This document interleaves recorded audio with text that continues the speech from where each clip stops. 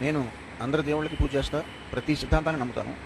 జీసస్‌లో నాకు స్పెషల్‌గా అనిపించింది ఏంటంటే, వేరే ఏ ఫిలాసఫీలో, ఏ మతంలోనూ ఎక్కడా లేనిది క్షమించే గుణం. ఆయన కరుణామయుడని అంటారు ఆయన్ని. సో, ఆ లక్షణాన్ని అంత పరాకాష్ఠకి తీసుకెళ్లడంలో నేను వేరే ఎక్కడా నేను చదువుకున్న పురాణాల్లో గానీ, హిస్టరీలో గానీ ఎక్కడ నేను తెలీదు. అది నాకు చాలా బాగా నచ్చింది. సో, ప్రతి రికార్డింగ్‌లోనూ ఆయన్ని స్మరించుకోవడం నాకు అలవాటు. మా గురువుగారు రాజమణి గారికి కూడా అదే అలవాటు. ఒకసారి ఆయన సైలెంట్‌గా ప్రేయర్ అనుకుని అప్పుడు టేక్‌కెళ్తాం అనమాట. నేను కంపోజ్ చేసిన 'రారా చంద్రుడు' అనే ఆల్బమ్ నుంచి ఒక చిన్న పల్లవి. నీదెంతో కరుణ కరుణామయా, నీదెంతో జాలి నజరేయా, నజరేయా, నజరేయా.